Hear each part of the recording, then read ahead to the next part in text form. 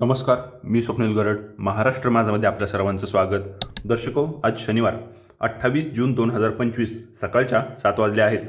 काल दिवसभरातील उजनी धरणाच्या पाण्याच्या पातळीत झालेल्या बदलाविषयी आपण अधिक माहिती जाणून घेण्याचा प्रयत्न करूया.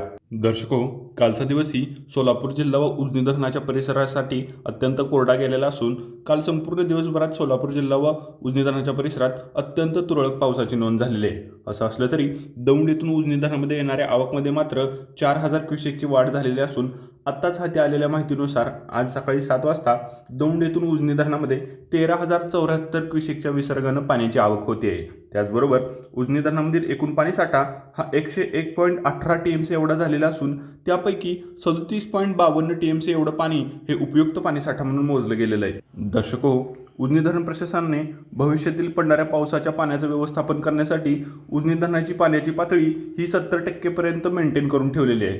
त्यामुळं आज सकाळी 7 वाजता उजनी धरणाची पाण्याची पातळी ही 70.04% एवढी झालेली आहे, जी पाठीमागील 4 ते 5 दिवसांपासून मेंटेन ठेवलेली आहे, जी पाठीमागील 4 ते 5 दिवसांपासून समानच आहे. त्याचबरोबर आत्ताच हाती आलेल्या माहितीनुसार उजनी धरणामधून बोगद्यामध्ये 500 क्युसेकचा विसर्ग होत असून मुख्य कॅनलमध्येही 1500 क्युसेकच्या विसर्गानं पाणी सोडलं जाते. त्याचबरोबर ऊर्जा निर्मितीसाठी सुद्धा उजनी धरणामधून 1600 क्युसेक पाण्याचा वापर होत असून उजनी धरणामधून भीमा नदीमध्ये 5,000 क्युसेक पाण्याचा विसर्ग होतोय.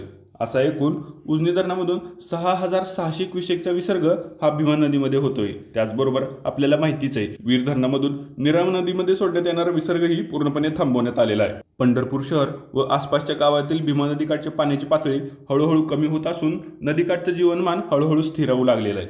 त्याचबरोबर पावसाने दिलेल्या विश्रांतीमुळे संपूर्ण सोलापूर जिल्ह्यात शेतीच्या कामांना वेगही आलेला आहे. या अशाच अचूक, विश्वसनीय व वेळच्या वेळी उजनी धरणाच्या पाण्याच्या पातळीविषयीच्या बातम्या पाहण्यासाठी तुम्ही पाहत राहायचंय महाराष्ट्र माझा न्यूज.